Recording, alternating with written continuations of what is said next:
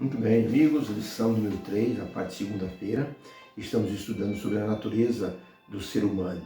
Quando Deus, em Gênesis 2,7, declarou que o homem seria uma alma vivente, diz o texto bíblico, e formou o Senhor Deus, o homem do pó da terra, e soprou em suas narinas o fôlego de vida, e ele se tornou a alma vivente.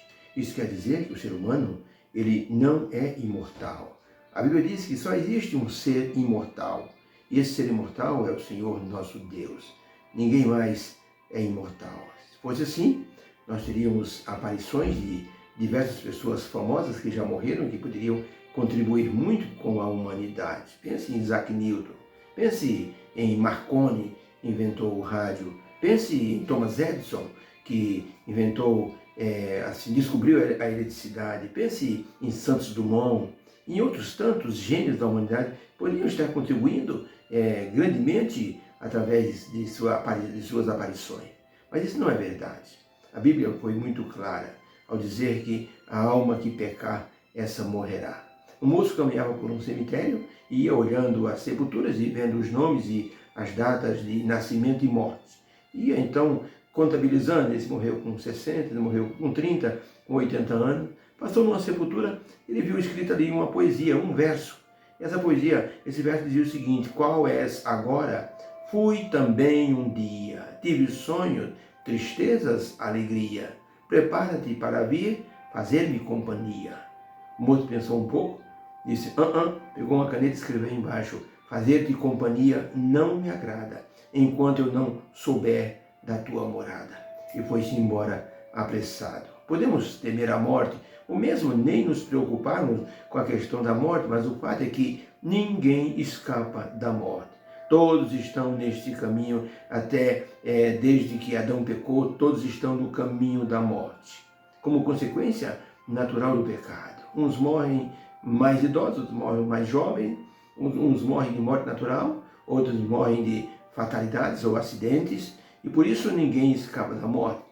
Quando Adão e Eva, quando os dois pecaram, eles mergulharam o mundo nessa situação de morte. Eles herdaram a morte. Não morreram naquele momento, mas herdaram para si e para todos os descendentes, herdaram a morte. A pergunta número 2 diz assim: como é a natureza humana descrita na palavra do Senhor?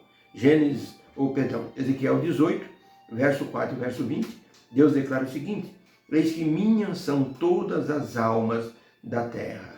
Como é a alma do Pai, assim também é a alma do Filho. A alma que pecar, essa morrerá. Verso 20, a alma que pecar, essa morrerá. O Filho não levará a iniquidade do Pai, nem o Pai levará o pecado do Filho. A justiça do justo ficará sobre ele, e a impiedade do ímpio cairá sobre ele. Deus declara então que todos os seres humanos são almas viventes, cada um é responsável pela sua vida. E a alma que pecar, essa morrerá. Deus não está falando de uma figura sem corpo. Deus está falando do complexo, ou seja, do corpo junto com o fôlego. Mateus 10, verso 28, Senhor Jesus dizendo, e não temais aqueles que apenas matam o corpo e não podem matar a alma. Temei antes aquele que tanto pode jogar no inferno o corpo quanto a alma. Jesus Cristo foi bem claro em dizer que nós não somos inseparáveis.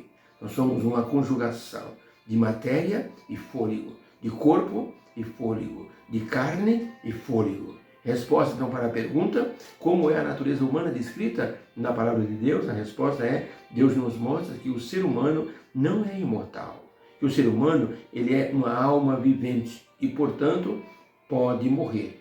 Uma alma que morre por causa do pecado que se alastrou sobre o mundo. Podemos entender claramente que Deus está nos dizendo a respeito da fragilidade humana, mostrando como a vida é um sopro e como a vida é transitória por causa do pecado.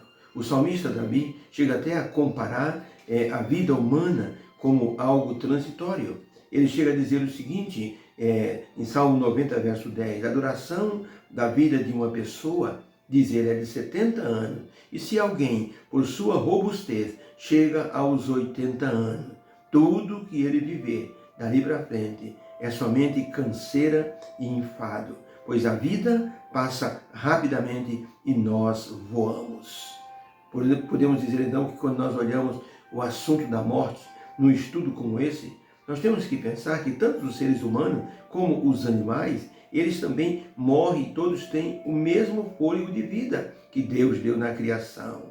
Eis o que disse o sábio Salomão sobre isso em Eclesiastes 3, verso 1 e verso 20. Ele escreveu o seguinte: pois o que sucede aos filhos dos homens, assim também sucede aos animais. Porque sucede-lhe a mesma coisa, como morre um, assim morre o outro. E todos têm o mesmo fôlego. E a vantagem dos homens sobre os animais não é nenhuma, porque tudo é vaidade. Todos vão para o mesmo lugar. Todos foram feitos do pó e ao pó voltarão. Eclesiastes capítulo 3, verso 1 e o verso 20. Sábio Salomão, então, definiu de forma clara que o ser humano, na morte, não tem nenhuma vantagem sobre os animais. Fosse assim, os animais também iriam para o paraíso. Outro ponto a se pensar nesse estudo é que a morte física interrompe toda e qualquer manifestação da pessoa neste mundo. Ele passa de alma vivente para alma morrente, ou pessoa que morre. A Bíblia é categórica em dizer que se a pessoa morreu, não fará mais nada debaixo do sol. E a Bíblia lança por terra a suposta teoria da imortalidade da alma, porque ninguém ao morrer ou vai para o céu, ou vai para a glória, ou vai para o purgatório, ou vai para o inferno. Fosse assim, meu pai me daria muitos conselhos. Fosse assim, meu filho já teria voltado para me dar umas aulas de informática, porque ele era muito bom técnico e programador de informática. Se fosse assim, ele voltaria e me ensinaria tudo o que ele sabia para que eu pudesse ser um expert em informática. Mas não é isso que acontece.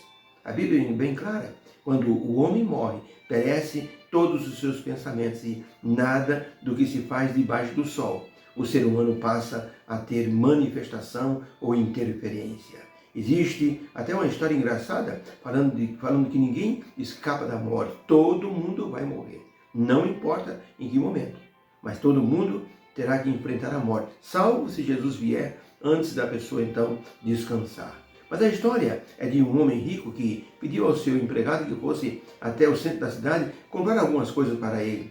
O empregado foi até o centro da cidade e chegou lá e esbarrou assim, numa espécie de uma mulher velha que olhou para ele espantado. Ele olhou para aquela mulher velha, voltou correndo para a fazenda e disse: patrão, pelo amor de Deus, me empresta seu carro, eu preciso fugir para a cidade de Lindesville. Por que, disse o patrão?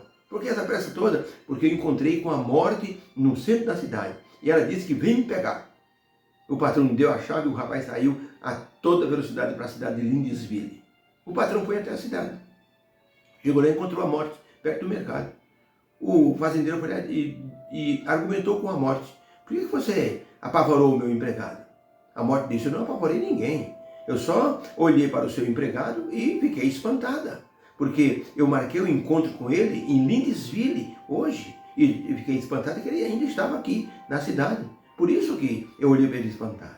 Conclusão: o empregado foi para Lindesville, onde ele tinha um encontro com a morte, sem ele que soubesse, ele iria morrer naquele dia. Conclusão: isso é uma história, uma lenda, uma fábula, mas mostra como as pessoas não conseguem escapar da morte. Tá? Ellen White, no livro Primeiros Escritos, página 51, escreveu o seguinte: a alma que pecar morrerá morte física e morte eterna. Morte esta que durará para sempre, a menos que a pessoa se apegue à esperança da ressurreição em Cristo Jesus. Jesus é o grande elo de salvação e de entrada na vida eterna. As pessoas que creem em Jesus, Jesus disse: aquele que crê em mim, ainda que esteja morto, viverá. E aqui ele disse: e eu o ressuscitarei no último dia. Deus nos abençoe. Que essa esperança esteja em nosso coração. Que essa crença da imortalidade da alma não nos engane, mas que Deus seja a nossa esperança para amanhã da ressurreição, quando veremos nossos queridos que estarão de volta à vida para a entrada do reino eterno. Obrigado, Senhor, por essa esperança grandiosa colocada em nosso coração. Te louvamos por tudo isso em nome de Jesus. Amém. Fica com Deus. Tenha uma segunda-feira abençoada de lutas, é claro, mas sem luta não há vitória. Que Deus te abençoe grandemente neste dia pelo poder que há em suas santas mãos. Fica com Deus.